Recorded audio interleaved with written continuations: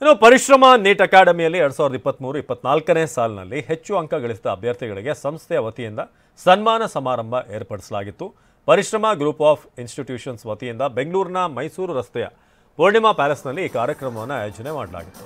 ಕಾರ್ಯಕ್ರಮದಲ್ಲಿ ಪರಿಶ್ರಮ ನೀಟ್ ಅಕಾಡೆಮಿಯ ಸಂಸ್ಥಾಪಕ ಪ್ರದೀಪ್ ಈಶ್ವರ್, ಡಿಸಿಎಂ ಡಿಕೆ ಶಿವಕುಮಾರ್, ಸಚಿವರಾದ ಎಂಸಿ ಸುಧಾಕರ್, ಇನ್ನು ಮಧು ಬಂಗಾರಪ್ಪ ಸೇರಿದ ಹಾಗೆ ಹಲವರು ಭಾಗಿಯಾಗಿದ್ದಾರೆ. ಸನ್ಮಾನ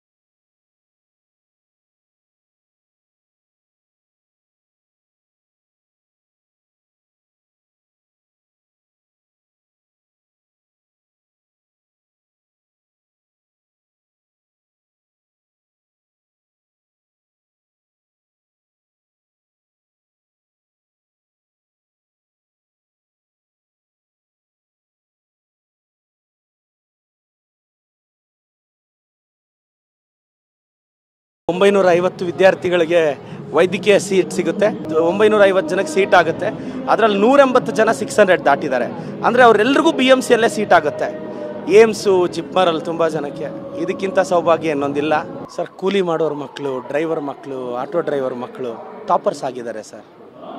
ಇವೆಲ್ಲ ಸುಮ್ಮನೆ ಆಗುತ್ತಾ ಅಲ್ವಾ? ನಾನೆಲ್ರಿಗೂ ಧನ್ಯವಾದ ಹೇಳ್ತೀನಿ.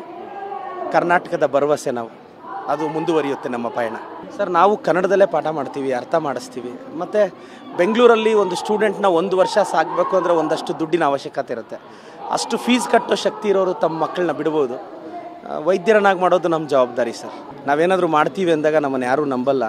ಲಾಂಗ್ ಟರ್ಮ್ ಕೋಚಿಂಗ್ ಸಕ್ಸಸ್ಸೇ ಆಗಲ್ಲ ಅಂತಿದ್ರು. ಗೆದ್ದರೆ ಪಕ್ಕದ ಸ್ಟೇಟ್ಗಳವ್ರು ಗೆಲ್ಲಬೇಕಾಗಿತ್ತು, ಕರ್ನಾಟಕದವ್ರ ಕೈಯಲ್ಲಿ ಆಗಲ್ಲ. ಅಂಥ ಫೀಲ್ಡ್ ಕೈಯಾಗಿ ನಾನು ಯಶಸ್ವಿ ಆದೆ. ರಾಜಕಾರಣಕ್ಕೆ ಹೋದಾಗ ಆಗಲ್ಲ ಅಂದರೂ ನಾನು ಗೆದ್ದು ತೋರಿಸಿದೆ. ಸೊ ನನಗೆ ನನ್ನ ಮೇಲೆ ನಂಬಿಕೆ ಇರೋವ್ರಿಗೂ ನನ್ನನ್ನು ಯಾವನ್ನೂ ಸೋಲ್ಸೋಕ್ಕಾಗಲ್ಲ.